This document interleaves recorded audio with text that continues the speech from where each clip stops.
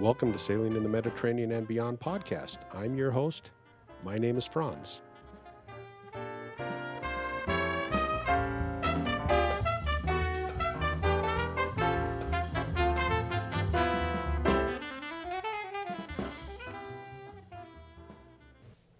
All right, I'm back with Andrew Vick. We're continuing his story of his 2024 sail through the from Sicily back to Croatia. In our last episode, we were in Sicily and Reposto, and he just talked about fixing his propeller, his prop on his boat. And okay, Andrew, let's continue on with the story then. Yeah, well, now that the prop has been fixed, the travel lift put us back down in the water. We went back to our slip just to, top off the tanks. And we said goodbye to Sicily, which was kind of sad. I grew very fond of Sicily during the 2 years that the boat stayed there. Made some friends. Yeah, it's a fantastic island to visit. It's so many sites. It's inexpensive, easy to get around if you have a car, rent a car. But we said goodbye to Sicily and had a couple sailors along who were pretty good on a boat. So we sailed. We actually went did an overnighter. It's about 24 hours. The bottom of Italy, below the Sole, is kind of short on both harbors and attractions of any kind. Yeah, we just did a straight shot. We did 24 hours and finally dropped the hook in a place called Le Castella, which is a really, really, really cool little place. It seems like you're in the middle of nowhere, but it's got an island with a castle on it. It looks like a sand castle. And then there's, funny little town. There's a beach. There's a nice anchorage. And it's a cool place. It's called Le Castella. I'm looking for that here. So I'm seeing your track, and then it goes up to near Rochelle Ionica. Is it past Rochelle Ionica? And then it looks to me like you come into a little bit of a harbor. Is that what we're talking about? It has a little harbor. Okay. I stayed, if you really zoom in, I actually, in this case, anchored right off the beach. Yes, okay, that's what I'm looking at. Oh, and I see the castle there. Okay, now I can see it. There's a little peninsula going out there. It's not a full island, but it's got a peninsula going out to the, that's got a little, basically a causeway going out to it, it looks like. Okay. Mm-hmm. Yeah.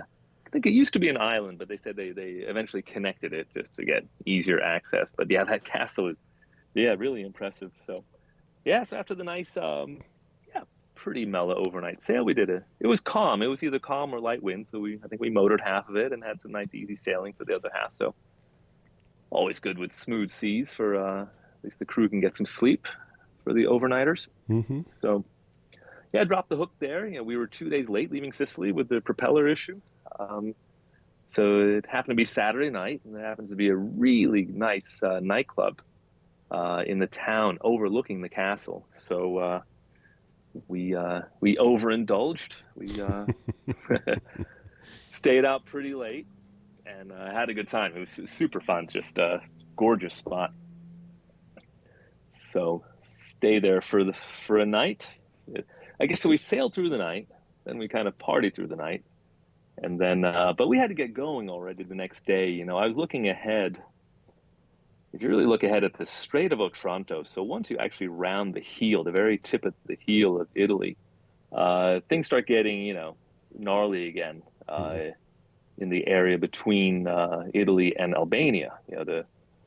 The sea, things compress there, so you typically get pretty strong wind and seas coming down that strait from the north. So as we were looking ahead, we realized we really had to get moving, or else it was going to get kind of nasty. I mean, more than nasty. We wouldn't have been able to actually progress forward against those kind of seas and wind. So we got going the next day, that Sunday, and did another 24-hour sail. Passed by, there's Santa Maria de Leuca, which is where a lot of boaters will stop. That's the very, very tip of the stiletto of Italy, which is a place I think is pretty cool. There's a free side tie there. But yeah, we had to bypass that and head for Otranto. Okay. So We had a pretty good sail. We had the spinnaker up for quite, 6, 7 hours that first evening, and yeah, some nice sailing, some motoring, and then the last few hours were yeah, definitely some bashing. Did a bit of tacking, but got up into Otranto and got the hook down there, and finally and eventually took a place on the in the little, not really marina, but there's a place where they have lazy lines and electric hookups and all that. So Okay. Yeah, I see the anchorage. Then I see a it's a spot on the key there. It looks like you backed into there.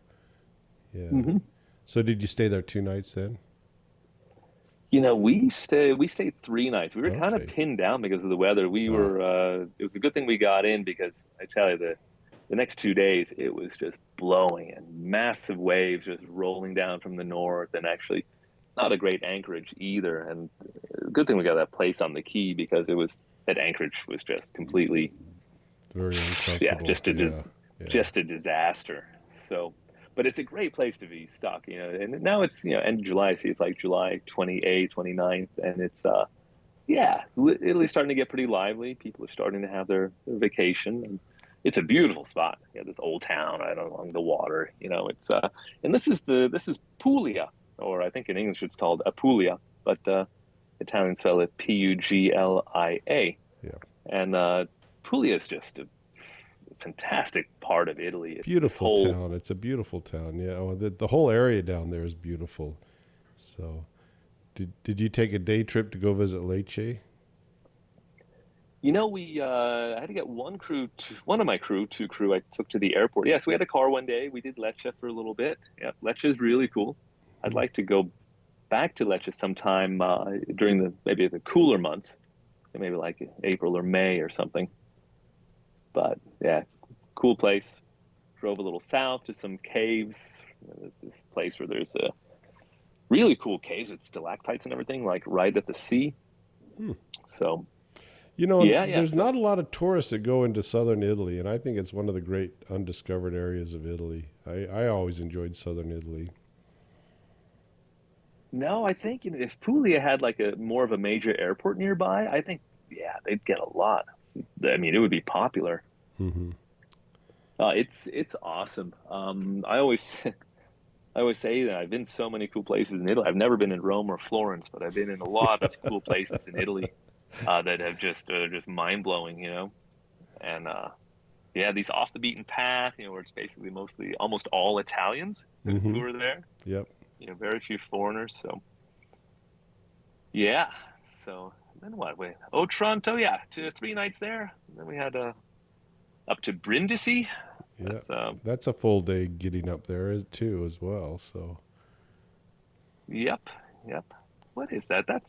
Is that 25 or is that 40 miles? I forget. it's quite a ways. I know I've done it by myself, and it's a full day to get up there. It seems to me, because I'm always fighting a little bit of a wind. I always motored up there. I can never sail up there. I was always felt like I was always motoring against the wind getting up there, and I've been there several times.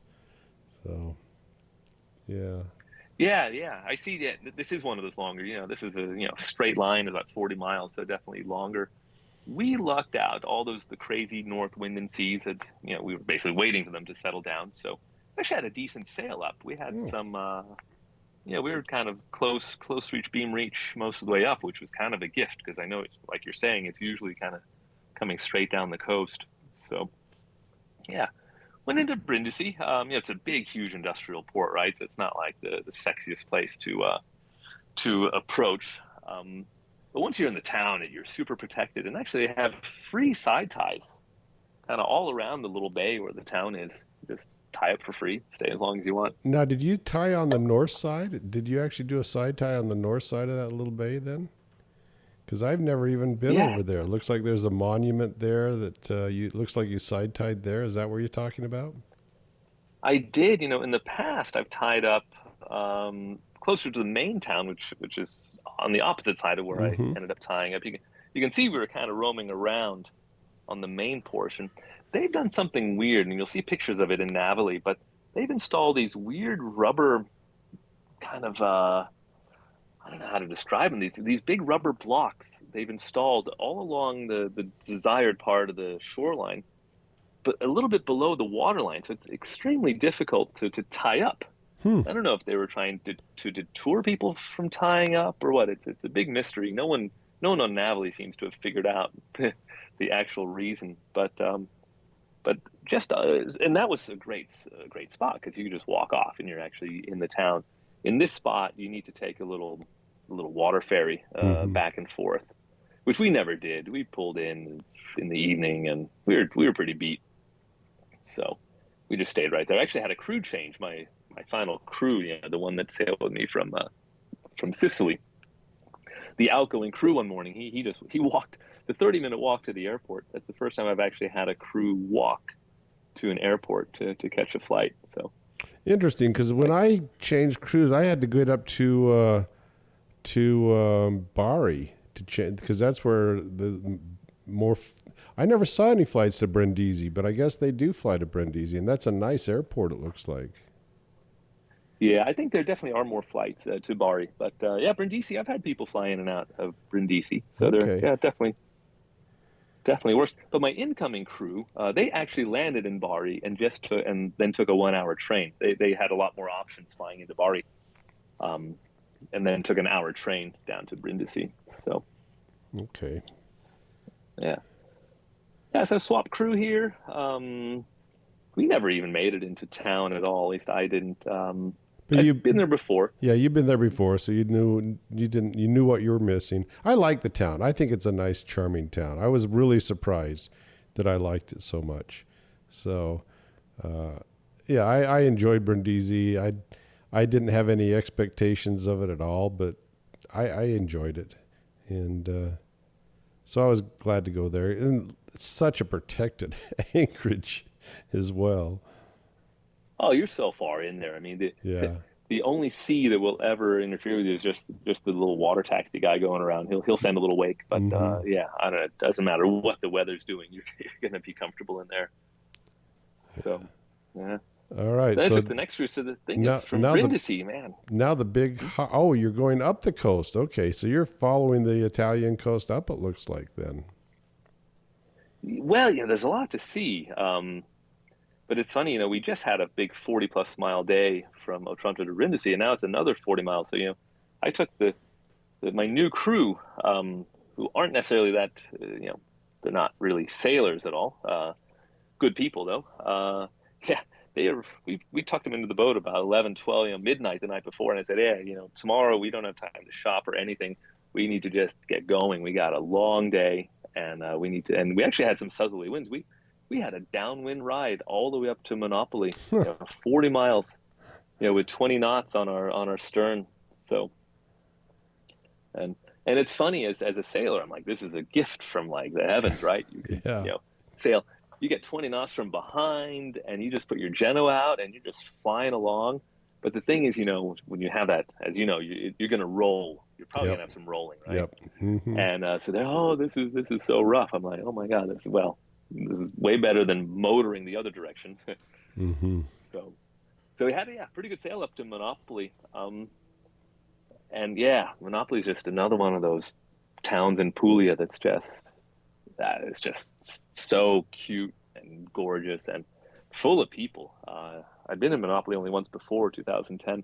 They have a funny thing. They have a couple of small pontoons, where you can stay, but they have the key is a public key. And it's funny, a lot of these Italian ports have a key that's kind of designed for transient boats, whether you're a fishing boat that needs to come in for the night or needs a break from the weather, or you're a cruising sailboat like we would be, where you can actually tie up for free. Several of these, harbors in Italy have such things. So Monopoly is one of them, but the Coast Guard kind of controls it pretty well.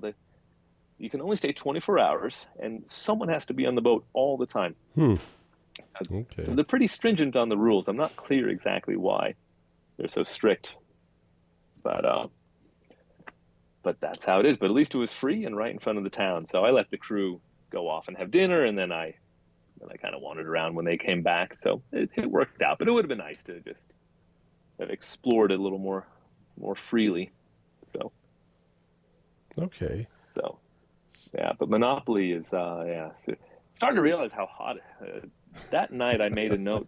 It never I have a little thermometer on the boat that records the minimum and maximum temperatures from the previous 24 hours. That night never got below 80 on board, Uh, which kind of stood out. And it's, and when it's that warm at night, it's probably also a bit humid. And yeah, it's getting hot. It's definitely getting hot. I guess the south winds that brought us there, didn't help. I'm sure that brought some of that hot African air up with it. yeah. So So I'm yeah. looking at this next harbor you went to. I've never, didn't go to Monopoly and didn't go to this harbor either when I came down this coast 3 years ago, and so I missed a lot of these little spots. It looks like. Yeah, so the next town up from Monopoly is called Polignano a Mare, and it's a spectacular place. It's like Monopoly, these old whitewashed buildings, but built on a cliff. So the whole, you walk to the edge of the road and you're just looking straight down in the water. It's really cool. And this marina where I stopped, this is just a little outside of the town to the north. I had never known of that marina before, so like I said, it's been 14 years since I passed this way before, but it's a super nice marina. But I'll tell you the price of that one. That's the most I've ever spent. I think that was 115 euros for the night. Oh wow. Okay.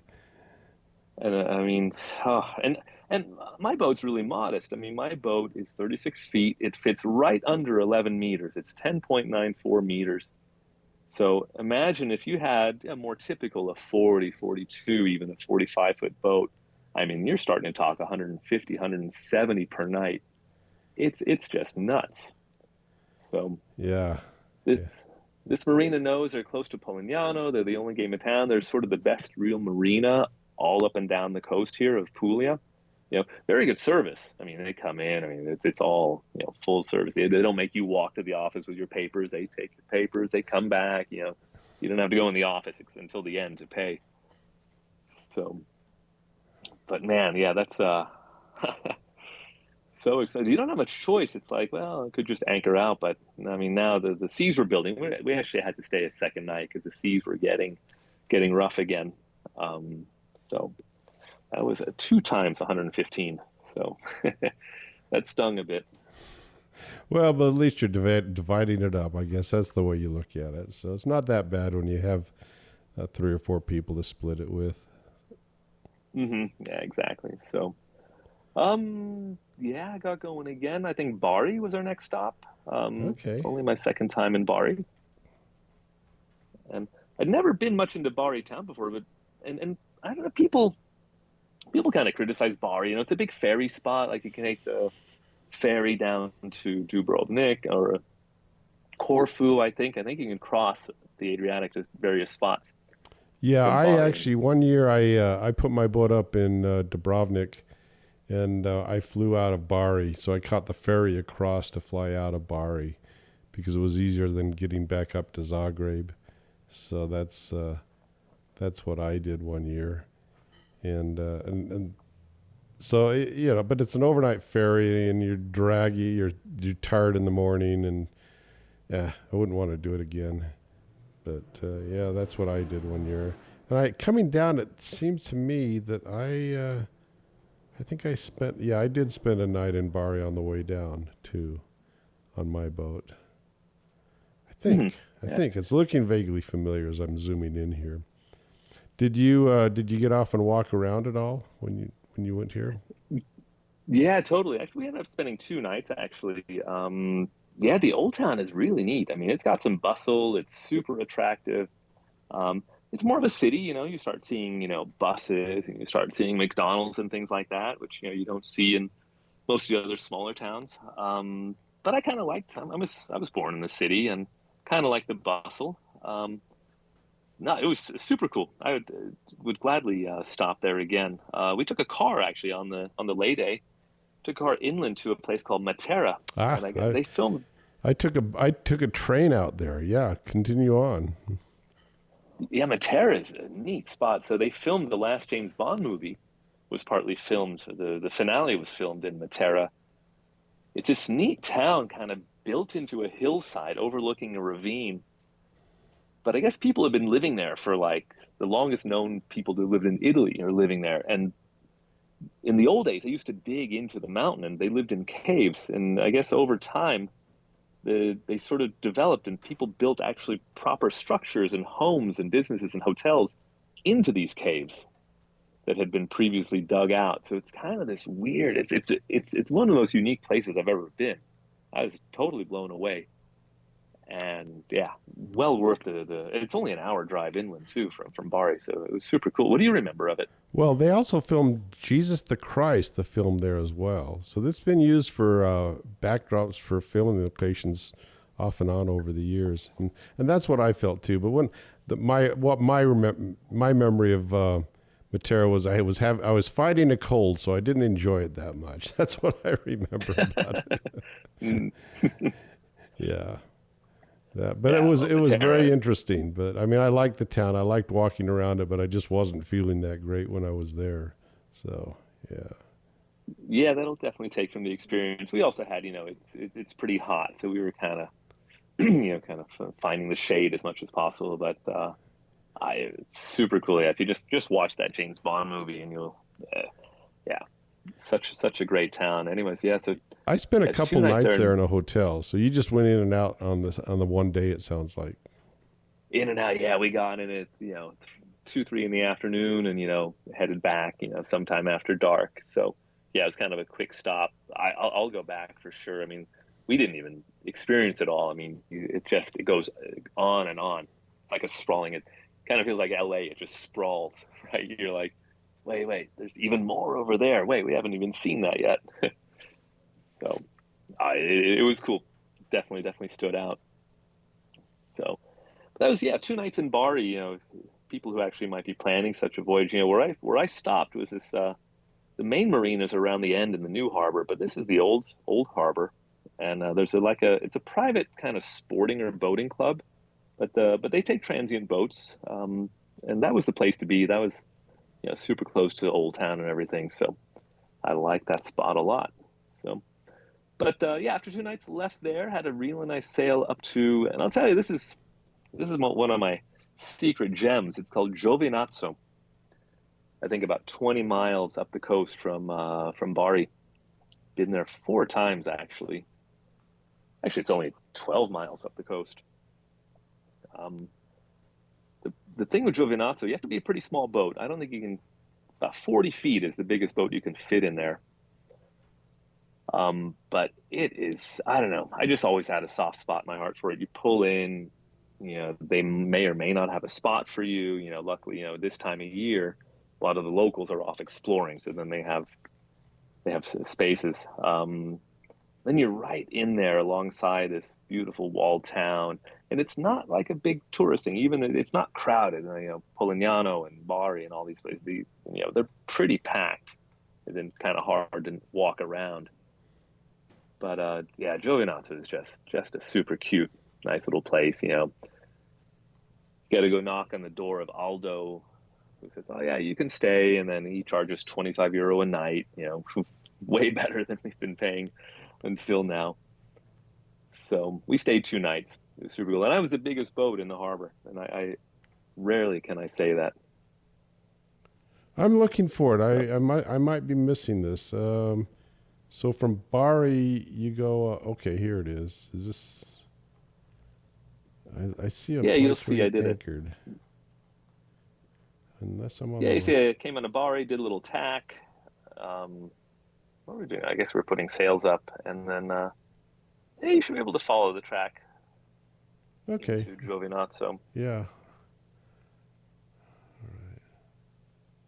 Yeah. Okay. So I see the track going up. So continue on. Don't wait for me to look around on this. So that's fine. Yeah, anyway, Giovinazzo. So 2 nights there. I mean, it's just this little gem. So if you have a smaller boat that is sub 40 feet, I had to drop my own anchor though, There and it then is. back up to his. Okay. I had to drop There. my own anchor and back up to his pontoon. So. Okay. Now I'm with you. I'm right there with you. Yeah. Neat little Mhm. town. It is cute. If you get a chance later, you click on the little picture icons on Google Earth. Gorgeous sunsets. It's yeah, great spot. And then the last leg with this crew, or this is leg four now. This is my fourth set of crew. We pulled into Trani, which is another 20 miles or so up the coast. Trani's great. It's a big, nice, protected bay. Several pontoons in there.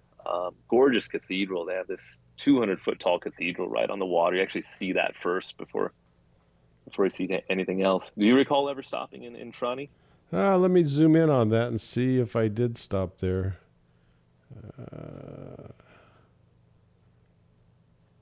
I know there was one marina that I pulled into that, oh yeah, and I think this is probably it. Yeah, I stopped here.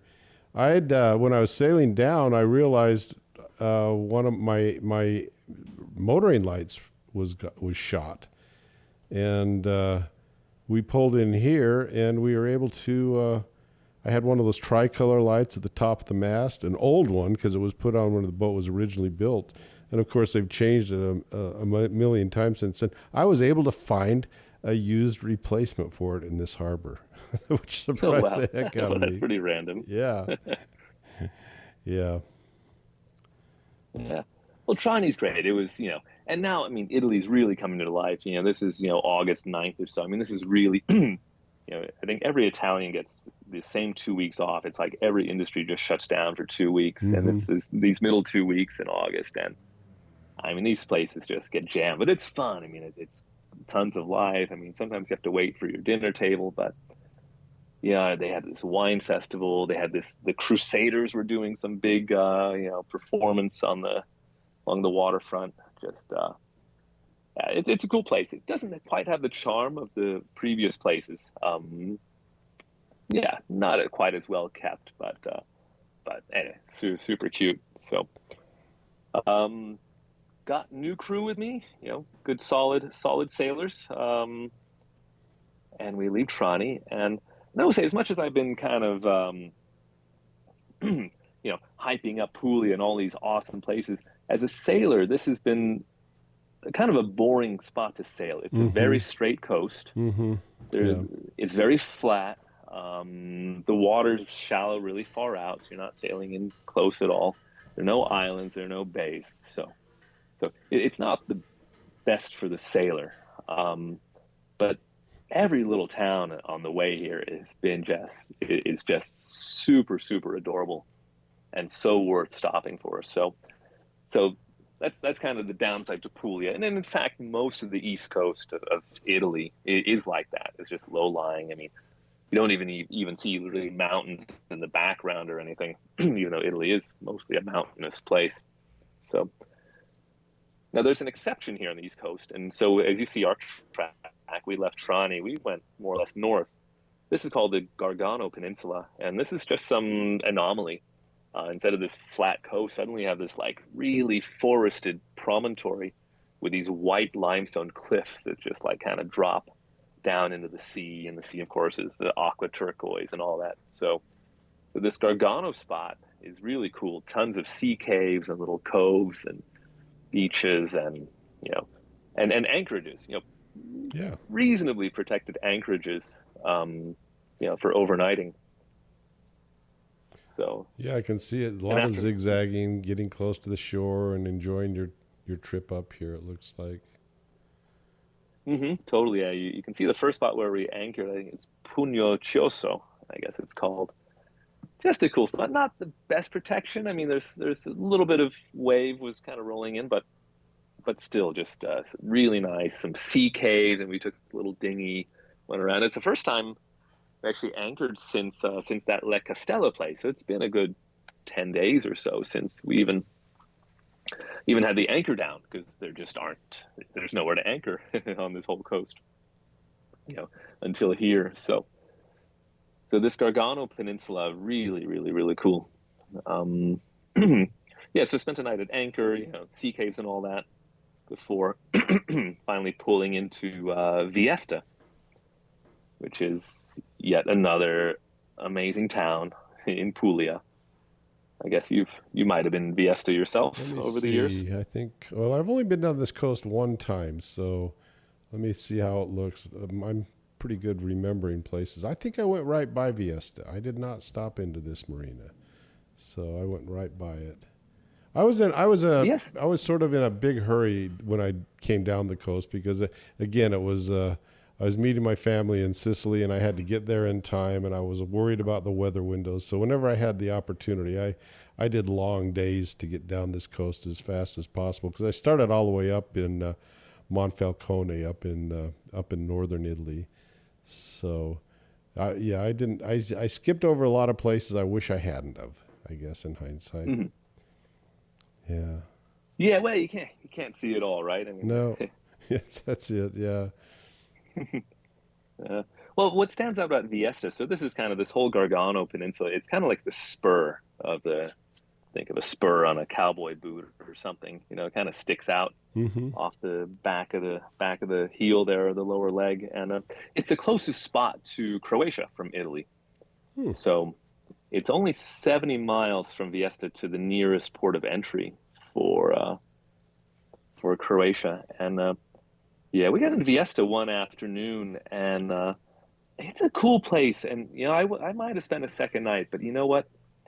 The heat, this heat is just too much. And if you're not swimming every day, if you're not in the water all the time, it gets even more. I mean, we're just anchored, so we were in the water all the time, right? But most of the last 2 weeks have just been, yeah, just been harbor bound. And during the day when we're sailing from one spot to another, we will jump in. We'll throw a line out with the fender on the back and kind of tow each other, right? If we're going slowly enough, or maybe the wind dies, we're transitioning from sail to motor, and then we'll swim a little bit at that time.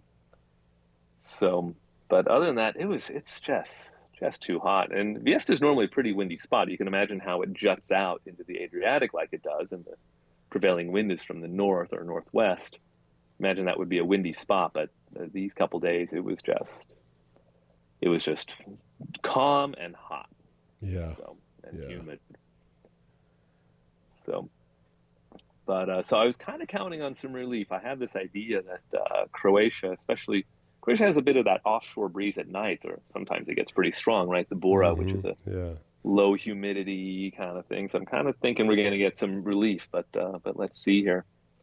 So, but we did a day and a half in Viesta. We left at sunset, and we actually anchored again. We left the town in the morning and anchored Yeah, I somewhere. see that. You come down and anchor and then take off from the anchorage, it looks like. Yeah, we backtracked a little bit to a little cool bay. Again, more caves and yeah, just cool spots. But yeah, and then as the sun went down, okay, we'll get the anchor up. We'll get away from shore a ways, and as the sun is going down, and once we're safely away from everything, then it's dark, and then we're on our way. So yeah, so we sailed towards Croatia. I think we motored at first, and some wind came, and then the wind was a little shifty, so we're just kind of following the wind shifts. And funny, the cool thing with Croatia is you have so many options of where you're ultimately going to pull in. Now, since I left Croatia 2 years earlier, they're now in the Schengen zone, which means Oh. when you're going from Italy to Croatia now, you're not crossing any border. Ah. So you don't have to clear in then? Or do you still have to clear in? Well, so that's kind of the gray area. Before this, I'd absolutely follow the rules mostly. That because you need your passport stamped, you need the police to actually stamp you in, give you your stamp, because this is it's a pretty serious border, right? Mm-hmm. But now that they're Schengen, you're not getting your passport stamped, but you still need to get a cruising permit. Oh. Croatia's unlike Italy, Croatia wants you to have a cruising permit. So, which in my case is I think 40 or 50 euros or something for a 1 year permit, uh, which is fine. Mm-hmm. So, but I wasn't that eager to get. Before you would always go directly to port of entry, and they made a big fuss about this. But that's no longer the case. However, I still felt a little guilty. I used a few days before I finally got the cruising permit, and I guess I did expose myself to some fines. Um, but I don't know. It just wasn't always that convenient. So we had a nice sail across. We sailed through the night. Like I said, the second half was pretty much under sail alone. And we got in. We took a swim in Susak. I'd never been to that island, Susak. I said, well, now's the time to do it, and the wind favored it. So No, I've we never we been to only that island. I don't think I've ever been there. totally remote island, has to be super calm to be there. Anchoring is kind of tough. The bottom's super rocky. Um, Actually was afraid to drop anchor because it was too craggy. So we just my buddy was a pretty good swimmer. He took a line. We just put a big bowl in a loop on a line, and he went down and just lassoed a rock. And so we just floated there for an hour, swimming, kind of enjoying the super clear water. I hadn't seen water that clear in a long time. So just gorgeous. We retrieved the line again and had a nice kept on sailing, the 30 miles. In the nice, typical Croatian thermal afternoon winds, and beat our way up and anchored off one of the islands near Var. Yeah. Okay. Yeah. You know this, or you're back in your stomping grounds now. You know exactly where you're going. You've probably been here a half a dozen times. Oh, at least, yeah. No, that was kind of a trip. I mean, it's, you know, I didn't want to necessarily leave Sicily. I love Sicily, but this is the place to sail. In the Mediterranean, for me, this is really the place to sail. There's the water's flat. There's so many islands and anchorages, and the wind is good. Yeah, this is home. This is Yeah. definitely home for me. So, yeah, dropped anchor in front of the Carpe Diem beach, which is kind of a famous nightclub on an island a bit outside the town of Var. So got the hook down in the late afternoon and went in, and they had a little bit of an after beach party, pretty modest party. But it was nice just to kind of, had a successful overnight sail and had a few drinks there at Carpe Diem. Funny thing with Carpe Diem Beach is they have this sort of after beach, but they're open all day. They have loungers and all that. People come out to swim, and they have a bit of a party, but they kick everyone out at 10 p.m. Hmm. But then they reopen at 12:30, and then they're open from 12:30 until about 5:30 for their sort of late night program. Okay. Did you go to that? Well, when I first dropped anchor in front of the place, I didn't think we'd necessarily stay right in front of it, but finally, so anyway, we've done it before in years past, but we get there, then we're having a couple beers there in their pre 10 o'clock hour. We find out that only a week earlier there had been a big spat between two club owners on the island of Var. So one bar owner who's been successful for decades was really angry at an encroaching neighbor who was starting to turn up his music and was getting some traction at one of the bars in the main town of Var. So the guy who had the bar for a long time, he went and beat up. He had brought a bunch of guys, and they just kicked the heck out of this guy, sent him to the hospital. It was really Balkan style, right? That's how I guess they handle things down there. So, well, the local guy that got beat up, he was the rest of the island Var was really angry that this all happened. So they put the main bar owner in jail, and at the same time they pulled up an old law that said, unless you have a license, you can't play music outdoors louder than 50 decibels, which isn't very loud. And this particular nightclub we were anchored in front of did not have permission to play music that late. So effectively, they were just shutting down his bar, his very lucrative bar, indefinitely. So there was going to be no late night partying, which is fine. It was great. But things ended at 10. We could just go to the boat and get a proper night's sleep. Yeah.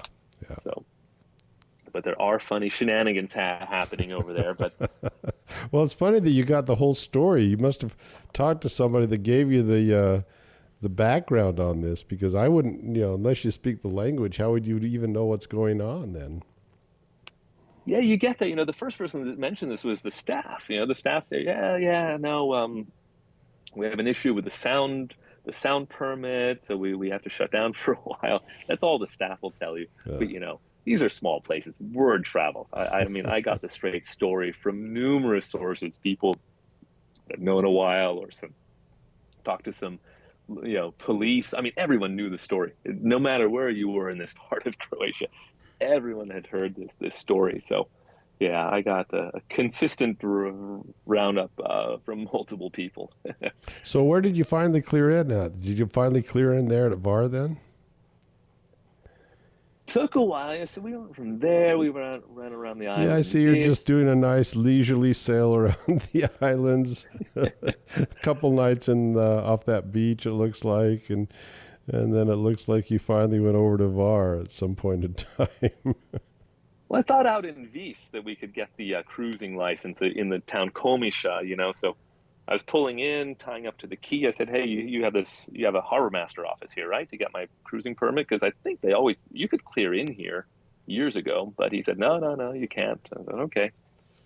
So sailed back towards Var, and then we had some bad weather coming, so I wanted to go around to Starigrad. Mm-hmm. Um, you'll probably remember that. That's Mm-hmm. a super protected spot. Yep. Um, and they have a harbor master office. But first, we had to endure a pretty nasty thunderstorm. First, I'd experienced. This is starting to be mid-August now, right? And the sea temperature has been, the air has been crazy hot. The sea has been hot. I mean, the sea has not been less than 87 degrees or so this whole time, right? Ever since leaving Sicily. And it's by now that these crazy storms are popping up. So of course there was the mega yacht that sank off of Sicily, right? They were hit Mm-hmm. by a water Mm-hmm. spout and tilted far enough over that made them sink. So, and then just a few days before that, there was a big storm off of Formentera in the Balearic Islands that sent a Oh yeah. bunch of boats onto shore. Yeah. So, I mean, so August starts to be when this energy, all this water, the sea temperature is building up and really feeding these storms. August is when the crazy stuff starts to happen. So, so we had a pretty nasty little thunderstorm come through, but nothing I haven't seen before over there. But still, we lost some sleep. It was exciting for about 90 minutes, because we couldn't get into Stargrad port. It was all full, so we had to anchor just outside. But that worked out. But then once the storm cleared the next day, I went to the Stargrad office to get my cruising permit. Then I get in about an hour before closing, and but the guy says, these two people in the office here, these are friends of mine I haven't seen in 40 years, and I'd really rather hang out with them than do your cruising license. So maybe you can come back another day. So Okay. So you had to come back the next day to get it then, huh? I said, "Well, I'm done here. I'm sailing around Devar." And he says, "Well, get it there." I said, "But what happens if I get pulled over?" He said, "Yeah, that's a 400 euro fine." He says, but he says, "Well, call me if it happens, and I'll tell them that you were here." So In all the there we time go. I sailed in Croatia, nobody ever checked my cruising permit. Have you had yours checked? Out on the water by any form of Coast Guard or anything, zero, never, ever. Yeah. Um, I think the only people who ever demand the cruising permit is basically when you pull into a marina or or one of these town harbors. Okay. Okay. Yeah, I guess that you'd take your papers up at that point in time, and they're not checking for it, but they expect it to be there, and they'd let you know otherwise. So, yeah. Hmm. And I think in one case, I didn't have the cruising permit, so I handed him just my, this normal Coast Guard documentation paper, and I handed him. He was fine with that. So Hmm. Okay. yeah. So, but the vignette, I definitely needed it. I think when I put the boat away for the season, I think that marina really wanted to see that I had it. So, but yeah, never been boarded out on the way. Well, unless I'd done something dumb like anchor where I shouldn't have, then I've been boarded. But Yeah, it's interesting. I live in Utah, and we have these reservoirs in Utah, and you have people that go up and get on speedboats in Utah, and inevitably there's some park ranger coming around and stopping everybody and saying, "Show me your life jackets," and without fail, it happens. They're always checking on you. Yet I launched my boat in Seattle, and not once have I ever been checked for anything out on the ocean. It's like these local reservoirs have more bureaucracy than they ever need, and I guess it's to keep people employed. But yeah, I they seem to like to pull people over in Utah on these reservoirs.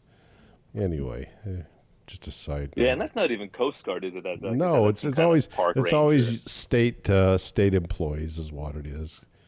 But Hmm. Hmm. Yeah. Never been randomly checked at all in Croatia or anywhere in the Mediterranean for that matter. I had the in Italy. I had the finance guardians Mm. come by and randomly check me. I was anchored in kind of in the middle of nowhere. They're a little bit suspicious of human smuggling. The last years. So they came and asked for my papers, but they were just wondering who was on board. They asked for passports and things. They weren't really concerned about. They were concerned about the people if we were smuggling anyone. So and I was fine with that. They weren't just sort of you know just picking on me for no reason. I was in some kind of obscure spot. Hmm. So Yeah. Well, just um, checking for that sort of thing. That makes sense. But I've never had somebody come out and say, "Show me your life jackets and show me your safety equipment on board," or any of this stuff. I'm sure I might get that when I get back to the States, but not anywhere since '97 when I sailed across. So yeah. I always joke with that too. Croatians can be pretty strict about things, right? And they're pretty loose about issuing fines for this and hmm that. But none of the fines have anything to do with your safety gear on board and what requirements there might be. It only has to do with paperwork that you have the right amount of insurance and all the you know yeah, cross T's and dotted I's and everything. But it's never about life jackets. So yeah. yeah. But yes. Anyway, so I'm back in Croatia now. Yeah, we did sail around to Var town. Got on the new pontoon. There's a new pontoon in the town of Var, which is good and bad. But that's where I finally got my cruising permit. He didn't seem concerned at all that why he didn't say anything. Why didn't you pull into a place closer to Italy, like one of the more outer islands? So he was super cool. Okay. Chatted quite a bit. They would only take a credit card. Actually, it was super. Usually, it's the opposite. Usually, Yeah, these you got guys to have will cash only take. usually. Yeah. Yeah, he said they're no longer allowed to take any cash. He says it's required that they take a credit card, and I think it's some kind of anti-corruption measure. Hmm. You know, Croatians do proclaim themselves to be the most corrupt country in the EU. They're proud of that. I don't know if they're proud, but they're aware of it anyway. Okay. Yeah, I don't think I ever saw this pontoon. This is fairly new then. It is. Does it show up on Google Yeah, Earth it already? does. Uh-huh. I can see you're out right on the very end of it then. Yeah, it's used to be that was a free for all. They put some buoys out and you had to kind of take a couple lines to shore and everyone was trying to squeeze in. But yeah, now it's more organized, so it's good and bad. There's not enough room No, there never for is all the in that boats that town. want it. Yeah. But but VAR is just a gem, and my buddies, this is where you want to be. This is kind of the most international kind of hot spot, nice party scene and everything. And it's totally gorgeous. I mean, there's a reason that it's so popular. So, but yeah, I guess my remaining days is just kind of bouncing around the old favorites. One thing that I noticed arriving in Croatia is sticker shock. I tell you, compared to Italy, everything went up in price by about 50%. Hmm. It's become super expensive in Croatia. Yeah, that was one of the other reasons I decided. Well, I mean, I noticed that as well when I left. Everything was getting expensive in Croatia. Everything. So Hmm. the marinas were ridiculously expensive. So Yeah, exactly. So, man, yeah, it's and of course Sicily is one of the cheaper spots in hmm Italy. So maybe it's an unfair comparison, but well, but seriously, everything is costing you just general things out and about, meals and groceries and things. Yeah, 50% up. It's yeah, crazy. yeah, So, but yeah, Croatia, great to be back. Kind of visiting a few of my favorite spots. This is kind of the idea. If this is going to be my final hurrah, I really needed to get my get my fill of Croatia again as a on the way out. So, and yeah, mission accomplished. It was great to be back. And I'll tell you what, I said I hoped the temperatures might be a little more comfortable here in Croatia. It's actually hotter in Croatia, but less humid. yeah. And So, it's the humidity that I notice a lot. mhm. So instead of being kind of low 90s Fahrenheit, it was more mid to upper 90s on the Croatian side, but way less humidity. But the sea was much cooler. Instead of seeing, constant like 86, 87, 88 degree water, was down more like 80, 82 degrees. So actually jumping in felt refreshing. Hmm unlike in Italy, you jumped off everywhere in Italy in July, August. You jumped in the water. I mean, you didn't feel much because it was. Bathwater. That's the way the Caribbean was that when I was there. It was just like bathwater getting in. So you never really felt refreshed getting in the water. Right. Yeah, no, Croatia was, yeah, way better. And just, of course, you're anchored more often, so you probably always have at least a little bit of breeze coming through the boat. So, yeah, definitely more comfortable. I mean, it's a better place to be when it's crazy hot. Let's just say that. So, yeah, so sailed around with my buddies and yeah, eventually left. You can see from the track. I mean, I'm very focused on the area around Var. Mm-hmm. So, but then it was time to start heading the shore Trogir, which is near Split. Mm-hmm. Yep. It's been my long time home. That's your home. That's where you go every year. Yeah, on the way, stopped in Sholta, the west side of Sholta. There's a very cute harbor there. Yep. I Again, never actually went into that harbor. I just went into to the bay to the south of that harbor and walked over and looked at that little harbor. It looked like a cute little harbor, but there's a bay just south of was that Masinka? Are we talking about the same place? Maslenica or something. Maslenica, Yeah. Uh-huh. And but you looks like you went right into that harbor. Spent some time Right there. into the town. Yeah. If you're the bay to the south you're talking about, it's pretty cool. I think there are 3 restaurants there, and they've organized all these kind of different Mm-hmm. mooring line setups. Mm-hmm. And they come and kind of park you, and then you stay for free, but then you're supposed to eat at their restaurant. So Maslenica is more of a one of these typical towns. If you're lucky, you get a free spot. There's a key that holds maybe you could have 2 boats tied alongside. Hmm. I was a bit unlucky. There was a big wooden boat staying there for the night, so we had to take the marina, and the marina is again 115 euros. It's actually one of the most expensive in the whole country. Wow. This marina. I usually try to avoid it, but yeah, we did it. I don't normally like to avoid them out of protest, but we did it anyway. Yeah, well, if I found that was 115, I'd turn around and go around to the other anchorage. That's what I would do. So. Yeah. I had 2 buddies along. There's this whole thing. You're tied to shore. You can walk on and off at your, when you want to, and all that. And yeah, there's some benefit to it. So, and it is a very cute spot. It's actually some German guy kind of developed this whole bay just in the last decade or so. So. Okay. Yeah, it's cool. And then there's the home stretch, basically to Trogir. Like I've done, over a dozen times before. Kind of rounded the corner. Yeah. Took a little pit stop. Yeah, I see you for a stop. swim, but just a swim there before you headed in, then, huh? So now this is the marina or the boatyard you've been in for many, many years, correct? I've been in 2 different boatyards in Trogir since 2008. Yeah. Actually, when I got there in 2008, there was only one boatyard. It was the nationally run, ACI Marina. Since then, 2 more marinas have popped up. So the ACI Marina is the original one, closest into town. Just adjacent to it is the new marina called the SCT Marina. Okay. And so I've been at the SCT Marina since about 2015, minus the 2 years over in Sicily. So is the boat out of the water on the hard now then? Like usual, out of the water. Yeah, sailed in, made this final approach into Trogir like I've done, a dozen or more times before. And yeah, pulled in, got the warmest welcome, super nice staff. The girls and the one guy, Antonio, super nice people. And big welcome. I think I'm one of the few sort of cruising sailors they have. I mean, it's a big charter base. It's all charter boats. So there aren't that many people who are, non-charter related. So, and they've always been super nice. Huge welcome back, and boat came out of the water. Yeah, up on land again. All right. So what's the plans? Is it for sale right now? Then it is for sale right now. Yes.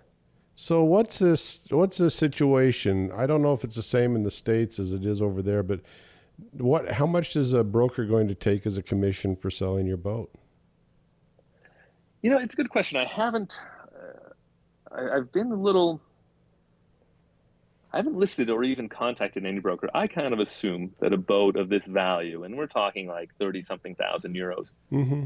I'm not sure how interested a broker would be in my Ah, boat, to be okay. honest. Yeah. So, also has a USA flag. I read about it in a local magazine back in San Francisco, way back, 2007, 2008. And I bought it sight unseen and the owners were also Californians who actually met in person at a bank. I handed them a wad of cash and they handed me a piece of paper, the signed over, Coast Guard document Hmm. or a bill of sale thing. So you're It's hoping USA to do flagged. sort of the same thing. Somebody that's listening to this podcast can always contact you, and if they're interested, and buy your boat, then. An American would have the easiest time. So it's USA flagged, and the only people who can own a USA flagged boat is an American citizen. So this would definitely be the easiest. A foreigner could buy it, but they would have to go through the process of then re-registering it in their own country or whatever Mm-hmm. country of their choosing, if they have any options. So yeah, I don't know. I'm very curious how the process is going to go. I don't always advise buying a boat sight unseen. For me, it worked out super well. This has been, life transformation. This has been half of my adult life. I've had this boat, and it's been just amazing. You listen back on other podcasts or see the website. Yep. Yeah, life changing, really. Then your magic carpet. That's why I was talking to people about my boat, and they said, well, "What's it worth?" I said, "I don't know. Maybe this is a special boat because it's a unique boat, but $70,000 to $100,000." But my comment was, it doesn't owe me anything.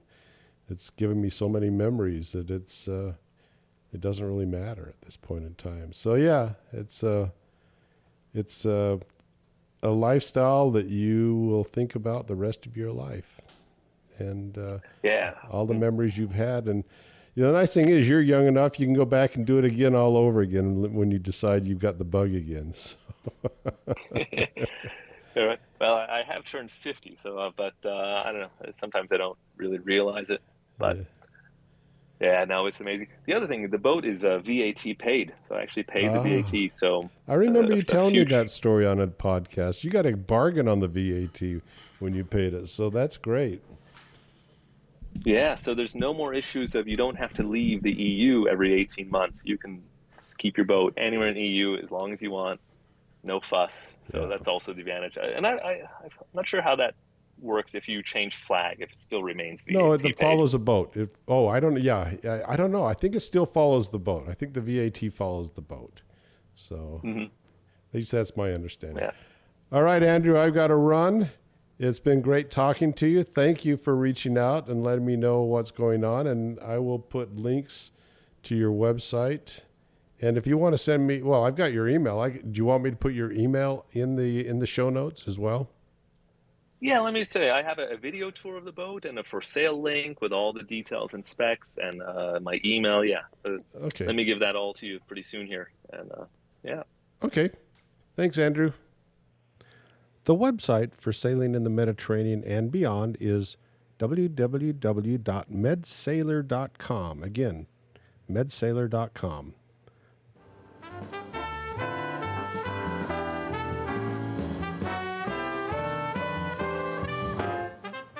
Life is short. In the end, all that really matters is the memories you make. So make a few. Go sailing.